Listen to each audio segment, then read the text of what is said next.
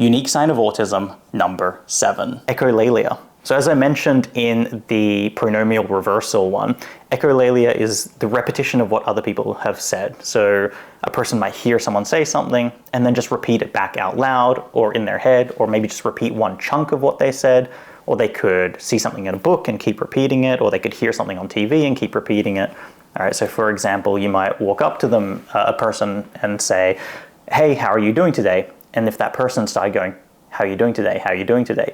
That is echolalia. And echolalia doesn't have to be immediate either. So a person might hear something on TV like, "The burgers are better at Hungry Jack's." And days later, they could just be walking around, "The burgers are better at Hungry Jack's. The burgers are better at Hungry Jack's." Right? Just like kind of this delayed echolalia is also very, very common. And there's a few reasons for why this is, right? So number one is it's actually a language learning strategy that's employed not just by autistic kids, but by all kids.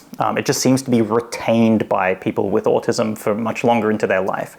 So by hearing what other people say, repeating it to yourself out loud or in your head, you then learn the language, you kind of repeat it until you understand it, and you learn to use those words for yourself. But for a lot of autistic kids as well, they won't necessarily learn individual words as quickly. What they do tend to do is they will learn chunks of words and put them together into like formulas. So again, something like the phrase "you want juice" becomes a formula to unlocking juice. It's not necessarily looking at what does the word "you" mean, what does the word "want" mean, and what does the word "juice" mean. It's "you want juice" is a singular chunk of phrase, and we just take that chunk and we deploy it and we say it out of our mouth because this unlocks juice and we get juice from mum. Another reason for echolalia is as a regulation strategy.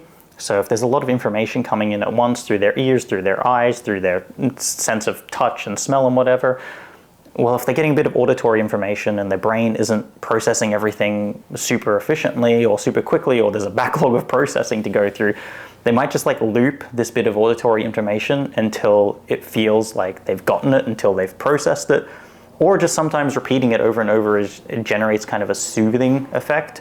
And so they just do it as a self-regulatory strategy. And sometimes there's just a sensory appeal to doing this as well. So for example, saying some words just feels good. They have a good mouth feel to say them.